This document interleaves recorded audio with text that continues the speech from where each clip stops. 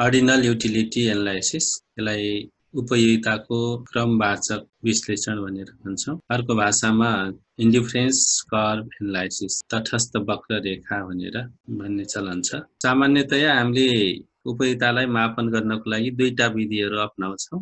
एउटा संख्यात्मक अवधारणा, एउटा क्रमगत अवधारणा। संख्यात्मक अवधारणामा हामीले डिमिनिसिङ मार्जिनल युटिलिटी अनि इक्वि मार्जिनल युटिलिटी दुईवटा सिद्धान्तहरू पढ्यौँ। त्यसपछाडि केही अर्थशास्त्रीहरूले चाहिँ उपयोगितालाई संख्यामा होइन बरु क्रममा व्यक्त गर्नुपर्छ भनेर यो सिद्धान्तको प्रतिपादन गरे र यसले चाहिँ जनरली के भन्छ भने उपयोगितालाई संख्यामा होइन क्रममा मापन गर्न सकिन्छ र त्यही सिद्धान्तलाई हामी अर्को भाषामा इन्डिफरेन्स कर्भ एनालाइसिस पनि भन्छौँ र आज हामी यसैको बारेमा चर्चा गर्छौँ। First used by Francis Y. Eagsworth in 1880। सबैभन्दा अगाडि यो इन्डिफरेन्स कर्भको प्रयोग इजवर्थ भन्ने अर्थशास्त्रीले 1880 ईस्वी सम्ममा प्रयोग गरेका थिए। तर उनले के को सन्दर्भमा प्रयोग गरेका थिए त? Two so possibilities of commodity exchange between two individuals, दुईवटा व्यक्तिहरू बीच वस्तुहरू साटासाट गर्नको लागि, विनिमय गर्नको लागि यो शब्दको प्रयोग गरेका थिए। तर उपयोगिता मापन गर्ने सन्दर्भमा चाहिँ प्रयोग होइन। वस्तु विनिमय गर्नको लागि, एक्सचेन्ज गर्नको लागि कतिको सम्भावना हुन्छ त दुईटा वस्तुको एक्सचेन्ज गर्न भन्ने सन्दर्भमा इजवर्थले सबैभन्दा अगाडि प्रयोग गरेका थिए। त्यसपछाडि इर्भिङ फिसरले 1892 मा यसको प्रयोग गरे। के को सन्दर्भमा त? टु एक्सप्लेन कन्ज्युमर्स इक्विलिब्रियम, उपभोक्ताको सन्तुलनलाई व्याख्या गर्नको लागि फिसर भन्ने अर्थशास्त्रीले फेरि 1892 मा यसको प्रयोग गरे। त्यसपछाडि उनीहरू इजवर्थ र फिसर दुवै अर्थशास्त्रीहरूले तर उपयोगितालाई चाहिँ संख्यात्मक रूपमा नै मापन गर्न सकिन्छ भन्ने कुरा विश्वास गर्दथे। अझै पनि उपयोगितालाई क्रमवाचक हिसाबले मापन गर्ने कन्सेप्ट आइसकेको थिएन। उनीहरूले इन्डिफरेन्स कर्भको प्रयोग गरे तापनि त्यो प्रयोग चाहिँ संख्यात्मक उपयोगिताको सन्दर्भमा थियो। पछि परेटो भन्ने अर्थशास्त्री 1906 मा अर्डिनल युटिलिटी हाइपोथेसिस यसको चाहिँ उनले सुरुवात गरे र त्यसपछाडि बिस्तारै बिस्तारै यसको प्रयोग बढ्दै गयो। सलस्की, जोन्सन, बाउले यी अर्थशास्त्रीहरूले यसमा धेरै ठुलो योगदान कन्ट्रिब्युसन दिए र फाइनली अहिले हामी जुन चर्चा गर्दैछौँ यो अर्डिनल युटिलिटी एनालाइसिस, यो चाहिँ हाम्रो जेआर हिक्स र आरजिडी एलन यी दुईटा अर्थशास्त्रीहरूले संयुक्त रूपमा 1934 मा यसलाई विकास गरेका हुन्। यसपछाडि हामी कन्सेप्ट अफ अर्डिनल युटिलिटी, यसको अवधारणाको बारेमा हामी चर्चा गर्छौँ। अर्डिनल भन्ने बित्तिकै इन द अर्डर, अर्डर भन्यो भने क्रममा, श्रेणीमा अथवा क्रममा भनेर बुझ्न सक्छौँ। Utility only can be ranked and put in order, उपयोगितालाई एउटा निश्चित क्रममा निर्धारण गर्न सकिन्छ अथवा पहिलो, दोस्रो, तेस्रो गरेर यसरी दर्जा प्रदान गर्न सकिन्छ। It is impossible to measure utility in cardinal number. र उनीहरूले के भन्छन् भने उपयोगितालाई संख्यामा व्यक्त गर्न सकिँदैन। हामीले कुनै एउटा वस्तु उपभोग गर्दाखेरि मानौ एउटा स्याउ खाँदाखेरि त्यसबाट 50 युटिल्स बराबरको उपयोगिता प्राप्त भयो भनेर भन्ने कुनै पनि आधार छैन। बरु हामीले एक पटकमा एउटा मात्रै नभएर धेरै वस्तुहरू प्रयोग गर्छौँ र त्यो प्रयोग गर्ने क्रममा चाहिँ कुन वस्तुले हामीलाई कति धेरै सन्तुष्टि दियो, हामी कति धेरै उपयोगिता प्राप्त गर्यौं भन्ने कुरा चाहिँ संख्यामा नभएर क्रममा निर्धारण गर्न सकिन्छ। प्रथम, दोस्रो, तेस्रो यस्तो दर्जाहरू प्रदान गर्न सकिन्छ। तर उपयोगितालाई चाहिँ नम्बरमा यति संख्यामा भनेर व्यक्त गर्न चाहिँ सकिँदैन भनेर यो सिद्धान्तको चाहिँ विकास भएको। र यो अर्डिनल युटिलिटी एनालाइसिसको दुईवटा स्वयंसिद्ध तथ्यहरू जस्तै छन्, एक्जियम भनेर भन्छौँ, अथवा कुन चाहिँ तथ्यमा यिनीहरू आधारित छन् भने पहिलो, it is not possible for a consumer to express his utility in quantitative term but possible to tell the goods he prefers. कुनै पनि एउटा उपभोक्तालाई उसले प्राप्त गरेको उपयोगितालाई संख्यात्मक रूपमा व्यक्त गर्न सम्भव छैन, तर उसलाई चाहिँ कुन वस्तुले बढी उपयोगिता दिन्छ, कुन वस्तुले बढी सन्तुष्टि दिन्छ भनेर चाहिँ उसले आफूले त्यो प्राथमिकताको क्रम चाहिँ निर्धारण गर्न सक्दछ। उसको प्राथमिकतामा जुन वस्तुले धेरै उपयोगिता दिन्छ अथवा सन्तुष्टि दिन्छ त्यसलाई पहिलो प्राथमिकता, त्यसभन्दा कम सन्तुष्टि दिनेलाई अर्को दोस्रो प्राथमिकतामा यसरी प्राथमिकताको क्रम निर्धारण गर्न सक्छ, तर ठ्याक्कै संख्यामा चाहिँ व्यक्त गर्न सकिँदैन भन्ने यो तथ्यमा ऑर्डिनल युटिलिटी एनालाइसिस अगाडि बढेको छ। त्यस्तै अर्को तथ्य के छ भने a consumer can list all the commodities he consumes in the order of his preference. A consumer can list all the commodities. यो इन्डिफरेन्स कर्भ एनालाइसिसको सिद्धान्तमा पहिलो मान्यता हाम्रो the consumer must be rational. उपभोक्ता विवेकशील हुनुपर्छ। विवेकशीलको अर्थ के त, उसले सकेसम्म आफ्नो आम्दानीबाट धेरै सन्तुष्टि प्राप्त गर्ने कोसिस गर्छ। बजारको बारेमा पूर्ण जानकारी उसलाई हुन्छ। त्यस्तै उपयोगितालाई संख्यामा होइन क्रममा व्यक्त गरिन्छ। अनि एक्सको लागि वाइ छोड्ने दर, एउटा थप एकाइ एक्सको लागि वाइ छोड्ने दर के हुन्छ त, घट्दै घट्दै जान्छ। मार्जिनल रेट अफ सब्स्टिट्युसन यो घट्दै घट्दै जान्छ। त्यस्तै ट्रान्जिटिभिटी एन्ड कन्सिस्टेन्सी अफ चोइस, छनौटमा चाहिँ संक्रमणता र दृढताको नियम लागू हुन्छ। संक्रमण भन्यो भने, ट्रान्जिटिभिटी भन्यो भने एकचोटिमा हामीले A is greater than B and B is greater than C, then A is also greater than C, यो सिद्धान्तले काम गर्छ। कन्सिस्टेन्ट भन्यो भने चाहिँ एकचोटिमा हामी सुन्तला मन पराउँछौँ अथवा स्याउ मन पराउँछौँ, जुनलाई बढी मन पराउँछौँ अर्को पटकमा पनि त्यही वस्तुलाई नै हामी प्रिफर गर्छौँ।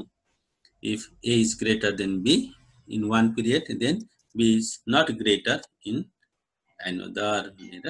अनि एउटा वस्तुको उपभोगबाट मात्रै कहिले पनि उपभोक्ता सन्तुष्टिको स्तरमा पुग्न सक्दैन, अत्यधिक सन्तुष्टिको। त्यही भएर ऊ के गर्छ त, सकेसम्म धेरै वस्तुहरूको उपभोग गर्ने कोसिस गर्दछ। अब तटस्थ वक्ररेखाको अवधारणा। And indifference curve is the locus of all those combinations of two goods which adds the same level of satisfaction to the consumer. एउटा तटस्थ वक्ररेखा भनेको के हो भने locus of all those combination of two goods। Locus भन्यो भने बिन्दु पथ भनेर हामी बुझ्छौँ हैन। बिन्दु पथ, जुन जुन बिन्दुहरू हिँड्ने बाटो छ त्यसलाई हामी के भन्छौँ, बिन्दु पथ भनेर भन्छौँ। के को बिन्दु पथ रहेछ त भने कम्बिनेसन्स अफ टु गुड्स, दुईवटा वस्तुहरू। फर इक्जाम्पल एक्स र वाइ दुईवटा वस्तुहरू उपभोक्ताले उपभोग गर्दैछ। अब ती दुईवटा वस्तुहरूको कम्बिनेसन, संयोगलाई जोड्ने, त्यो संयोग बिन्दुहरूलाई जोड्ने त्यो बिन्दु पथ नै के हो त, इन्डिफरेन्स कर्भ हो। र यो कर्भले हामीलाई के पनि व्यक्त गर्दैछ त, same level of satisfaction to the consumer. उपभोक्तालाई इन्डिफरेन्स कर्भमा पर्ने हरेक कम्बिनेसनले सेम लेभल अफ सेटिस्फ्याक्सन, समान सन्तुष्टिको स्तर प्रदान गर्दछ। अब यसको अर्थ के भयो भने समान सन्तुष्टिको स्तर प्रदान गर्ने ती विभिन्न दुईवटा वस्तुका संयोग बिन्दुहरूको बिन्दु पथलाई नै तटस्थ वक्ररेखा भनिन्छ। Indifference curve is the locus of all those combinations of two goods which adds the same level of satisfaction to the consumer। एउटा उपभोक्ता छ, उसले दुईवटा वस्तुहरू उपभोग गर्दैछ र ती दुईवटा वस्तुहरू मध्ये एक्स र वाइ वस्तुको कति कति युनिटहरू उसले प्रयोग गर्ने त, उपभोग गर्ने, त्यसको लागि जुन एउटा संयोग बनाउँछ, एक्स र वाइ को कम्बिनेसन बनाउँछ। फर इक्जाम्पल एक्सको 10 वटा वाइको चाहिँ 5 वटा भनेर यस्तो खालको कम्बिनेसन बनायो। यस्ता थुप्रै कम्बिनेसनहरू जति कम्बिनेसन बनाउँछ हरेक कम्बिनेसनले उसलाई बराबर सन्तुष्टि प्रदान गर्दछ भने त्यस्ता संयोग बिन्दुहरूलाई जोड्दै जोड्दै बन्ने रेखा, त्यो नै के हुन्छ त, इन्डिफरेन्स कर्भ, तटस्थ वक्ररेखा हुन्छ। र यी हरेक इन्डिफरेन्स कर्भमा पर्ने हरेक कम्बिनेसन बिन्दुले उपभोक्तालाई समान सन्तुष्टि पनि प्रदान गर्छ। So that consumer is indifferent to purchase the particular combination he or she select. त्यही भएर के हुन्छ त, समान सन्तुष्टि प्रदान गर्ने कारणले जुनसुकै कम्बिनेसन छनौट गर्नको लागि अथवा खरिद गर्नको लागि ऊ तटस्थ रहन्छ। Consumer can make various combination of two goods which give him or her same level of satisfaction। एउटा उपभोक्ताले यस्ता थुप्रै संयोग बिन्दुहरू बनाउँछ दुईवटा वस्तुहरूको, जसले उसलाई समान सन्तुष्टि प्रदान गर्दछन्। र when such combination are plotted graphically it gives a curve that is known as indifference curve। तिनै कम्बिनेसनहरूलाई, संयोग बिन्दुहरूलाई यदि हामीले रेखाचित्रमा व्यक्त गर्यौं भने त्यसैलाई हामी के भन्छौं, इन्डिफरेन्स कर्भ भनेर भन्दछौं। सो इन्डिफरेन्स कर्भ सर्टकटमा हामी यसलाई आईसी पनि भन्छौं।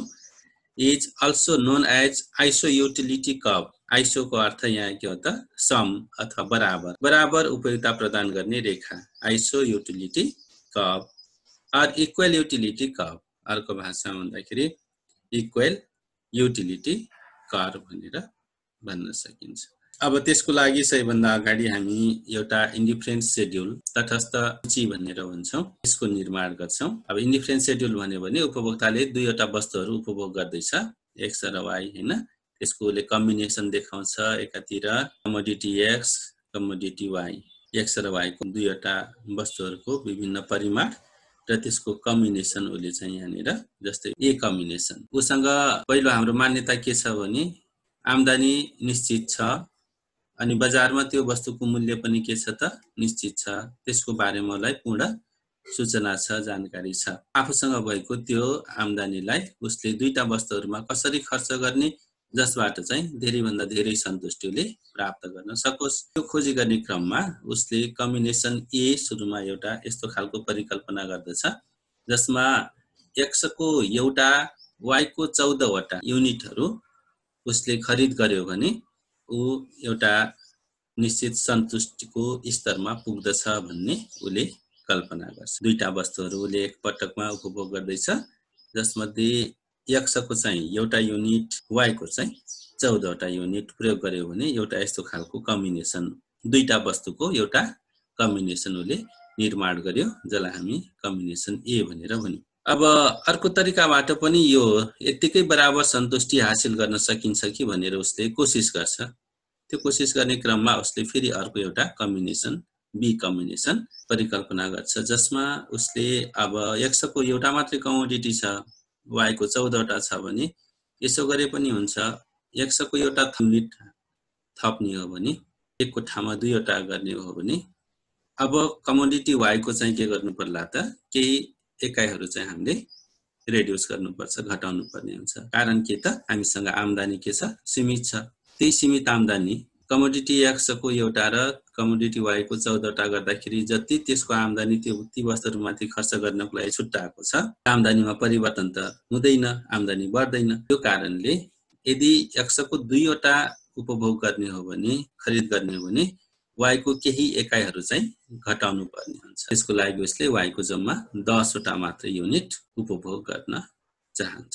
अब यो बी कम्बिनेसनमा दुईवटा एक्स र 10 वटा वाई गर्दाखेरि जति सन्तुष्टि उसले प्राप्त गर्छ, माथिको कम्बिनेसन ए ले पनि उसलाई बराबर सन्तुष्टि दिन्छ। एउटा एक्स र 14 वटा वाई गर्दाखेरि पनि त्यतिकै बराबर सन्तुष्टि, समान सन्तुष्टि उसले प्राप्त गर्दछ। यसरी विभिन्न संयोगहरू उसले कम्बिनेसन निर्माण गर्न सक्छ। फर एक्जाम्पल सी कम्बिनेसन, अब मानव उसले एक्स को 3 वटा उपभोग गर्ने हो भने फेरि वाई को चाहिँ के गर्नु पर्ला त घटाउनु पर्ने हुन्छ। यो घटाउँदाखेरि उसले के गर्ने भयो त, अब अघिको मान्यता हामीले के भनेका थियौं, diminishing marginal rate of substitution, सीमान्त प्रतिस्थापन दर, यो चाहिँ घट्दै घट्दै जान्छ भन्ने मान्यता पनि हामीले चर्चा गरेका छौं। सीमान्त प्रतिस्थापन दर भनेको के त, एक्स को एउटा थप युनिट 1 बाट 2 गर्नको लागि उसले वाई को कतिवटा युनिट छोडेको थियो, 4 वटा, 14 बाट 10 मा हैन, 4 वटा छोडेर मात्रै उसले चाहिँ बी कम्बिनेसन निर्माण गर्न सकेको थियो। अब 2 बाट 3 तेस्रो युनिट बढाउने हो भने अब फेरि 4 वटा नभएर उसले के गर्छ त, यो घट्दै जान्छ भने छौं, 3 वटा मात्रै उसले यहाँ छोड्नको लागि तयार हुन्छ। पहिलो पटक उसले 4 वटा छोड्यो 14 बाट 10 मा, एउटा थप एक्स को लागि बी कम्बिनेसनमा फेरि उसले जम्मा 3 वटा मात्रै छाड्यो अनि एउटा थप एक्स प्राप्त गर्यो, त्यसपछि 2 वटा अनि एउटा, यसरी छोड्दै छोड्दै प्रतिस्थापन दर के हुने भयो त घट्दै घट्दै जाने भयो। डी कम्बिनेसनमा अरु थप एउटा एक्स 3 बाट 4 अरु एउटा युनिट थप्ने हो भने अब यहाँ कति घटाउनु पर्ने होला त, सुरुमा 4 वटा छोडेको थियो वाई को, त्यसपछि 3 वटा छोड्यो, अब जम्मा 2 वटा मात्रै छोड्न हो तयार हुन्छ। एवं रीतले जति कम्बिनेसन उसले बनाउँछ, एक्स को 5 वटा अरु एउटा थप 4 बाट 5 पुरायो भने अब वाई कमोडिटी फेरि के गर्नुपर्ने भयो, परित्याग गर्नुपर्ने भयो। सुरुमा 4 अनि 3 अनि 2, अब 1 मात्रै सर्छ। यो मार्जिनल रेट अफ सब्स्टिट्युसन घट्दै घट्दै गएको छ, 1 मात्रै छोड्यो भने अब के हुने भयो, 5 बाट हो, 4 वटा मात्रै वाई को कमोडिटी प्रयोग गर्ने। यसरी यो कम्बिनेसनहरु जुन उले प्राप्त गरेको छ सबै combination A B C D E पाँचवटै कम्बिनेसनले उपभोक्तालाई बराबर सन्तुष्टिको स्तर प्रदान गर्छन्। कम्बिनेसन ए ले धेरै ई ले चाहिँ थोरै भन्ने होइन कि उले यसरी यो कम्बिनेसन निर्माण गरेको छ हरेक कम्बिनेसनबाट उले समान सन्तुष्टि प्राप्त गर्न सक्दछ। समान सन्तुष्टि प्राप्त गर्नको लागि उसँग भएको निश्चित आम्दानीलाई उसले यसरी विभाजन गरेको छ वस्तुहरुमाथि एउटा युनिट थप गर्दै जाँदाखेरि एउटा वस्तुको अर्को वस्तुको निश्चित एकाइहरु चाहिँ छोड्दै छोड्दै जान्छ। अब यो किन छोड्दै जान्छ होला त यो किन घट्दै घट्दै गएको छ होला त 14 बाट 10 अब 10 बाट फेरि 6 हुनुपर्नेमा किन 7 मात्रै भयो हैन किन 4 वटाको ठाउँमा 3 वटा छोड्यो त्यसपछि फेरि 7 बाट 5 जम्मा 2 टा मात्रै किन छाड्यो त्यसपछि फेरि 5 बाट 4 एउटा मात्रै किन छाड्यो यसको पछाडी कारण के छ भने जुन जुन जति जति हामीसँग कुनै पनि वस्तुको अभाव हुँदै जान्छ त्यसको महत्व के हुन्छ त बढ्दै बढ्दै जान्छ। अब y भन्ने वस्तु बिस्तारै घट्दै घट्दै गइराको हुनाले पहिले भन्दा कम युनिट हामीले उपभोग गर्दै गएको हुनाले त्यसको महत्व चाहिँ बढ्दै बढ्दै गयो। त्यो कारणले पहिले भन्दा थोरै मात्रै परित्याग गर्न सक्दछ। यसरी जब उसले इन्डिफरेन्स शेड्युलको निर्माण गर्छ हरेक कम्बिनेसनबाट उसले समान सन्तुष्टि प्राप्त गर्छ भने जुनसुकै रोज्नको लागि पनि उ के भयो त इन्डिफरेन्स अथवा तटस्थ भयो। कम्बिनेसन ए रोजे पनि समान सन्तुष्टि हो जति सन्तुष्टि ए ले दिन्छ बी ले पनि त्यतिकै सन्तुष्टि दिने सी ले पनि त्यतिकै सन्तुष्टि दिन्छ भने अब ठीक छ जुनसुकै कम्बिनेसन रोज्दाखेरि पनि उ चाहिँ के छ त स्वतन्त्र छ न्यूट्रल छ अथवा इन्डिफरेन्स छ। अब यो जति पनि कम्बिनेसनहरु छ यसलाई यदि रेखाचित्रमा हामीले प्रस्तुत गर्यौं भने एउटा रेखाको निर्माण हुन्छ त्यसैलाई हामी के भन्छौं तटस्थ वक्ररेखा।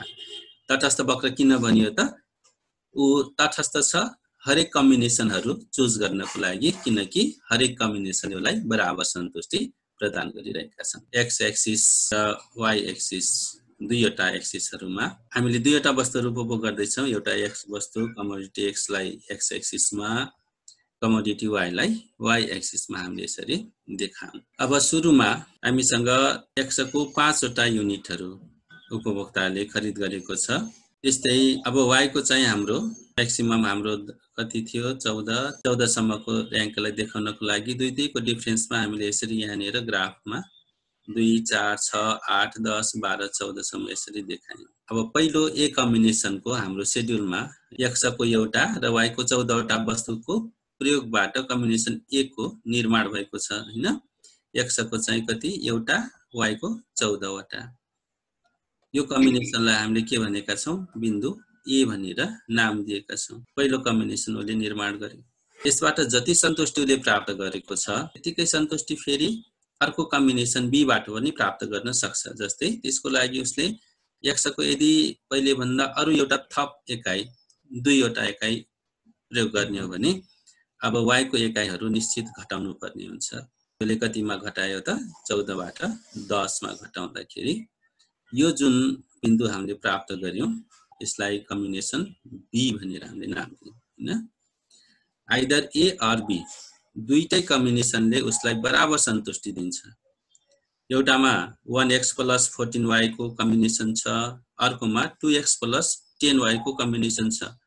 दुईटै कम्बिनेसनले उलाई बराबर सन्तुष्टि दिन्छ। यस्ता थुप्रै कम्बिनेसन उले निर्माण गर्दै जान सक्छ। फर एक्जाम्पल यदि x को 3 वटा एकाइ उले खरिद गर्छु भन्ने सोच्यो भने अब y को चाहिँ के गर्ने भयो त उले जम्मा 7 वटा मात्रै किनभने पहिले 14 बाट 10 मा आउँदाखेरि 4 वटा छोडेको थियो भने अब 3 वटा मात्रै छाड्छ। सीमान्त प्रतिस्थापन दर घट्दै घट्दै जान्छ त्यो कारणले 3 वटा छाड्दाखेरि जम्मा 7 मा आइपुग्ने भयो। x + 7y को यो कम्बिनेसनलाई हामीले सी बिन्दुबाट डिनोट गर्यौं। ए बी सी तीनवटै बिन्दुले उसलाई बराबर सन्तुष्टि दिन्छ। त्यही भएर he is indifferent to any one combination either A or B or C। एवं रीतिले 4 वटा यदि x गर्ने हो भने 4x गर्ने हो भने अब सुरुमा 4 वटा छोड्यो त्यसपछि 3 वटा अब 2 टा छोड्छ 7y बाट अब 5y मा आउने भयो। यो बिन्दुलाई हामीले D बिन्दुबाट डिनोट जति जति उसले x को युनिटहरु थप गर्दै जान्छ, y को परित्याग गर्ने दर पनि घट्दै घट्दै जान्छ। 14 बाट 10 4 वटा, 10 बाट 7 3 वटा, 7 बाट फेरि 5 मा आयो 2 वटा। अब एउटा मात्रै छाड्दाखेरि अब उसको के हुने भयो त 5 बाट 4 मा आउने भयो। यो बिन्दुलाई हामीले यी बिन्दुबाट डिनोट गरिन्छ। यसरी यो हरेक जति पनि बिन्दुहरू छन्, यो बिन्दुहरूलाई जोड्दै जोड्दै जाने हो भने इन्डिफरेन्स कर्वको निर्माण हुन्छ। अघि हामीले सुरुमा के भनेका थियौं, समान सन्तुष्टि प्रदान गर्ने ती विभिन्न संयोग बिन्दुहरूको बिन्दुपथ भनेको यो बिन्दुहरू भएर हिँड्ने यो बाटो है, यही बाटोलाई हामी के भन्छौं इन्डिफरेन्स कर्व। यसरी यो के भयो हाम्रो बिन्दुपथ भयो। Locus of all the combination from A to E, यो सबै कम्बिनेसनहरू जसले उपभोक्तालाई समान सन्तुष्टि प्रदान गर्छन्, यसलाई जोड्दै जोड्दै जाने हो भने हाम्रो के हुने भयो त इन्डिफरेन्स कर्व। यो कम्बिनेसनहरू हामीले हेर्न सक्छौं। म्याथमेटिकली यदि हामीले देखायौं भने के हुन्छ, 1x + 14y को कम्बिनेसन A, त्यस्तै गरेर 2x + 10y को कम्बिनेसन B, 3x + 7y को कम्बिनेसन C, 4x + 5y को कम्बिनेसन D, 5x + 4y को कम्बिनेसन E। ABCDE यो 5 वटा कम्बिनेसनहरू है, यसलाई जोड्दै जोड्दै बन्ने रेखा नै के हुन्छ त इन्डिफरेन्स कर्व हुन्छ। यसलाई इन्डिफरेन्स किन भनियो त? Because he is indifferent to choose any one combination, either A or B, or C or D or E, जुनसुकै कम्बिनेसन पनि रोज्नको लागि हो इन्डिफरेन्ट भएको हुनाले यो कर्वलाई चाहिँ हामी के भन्छौं इन्डिफरेन्स कर्व भन्छौं।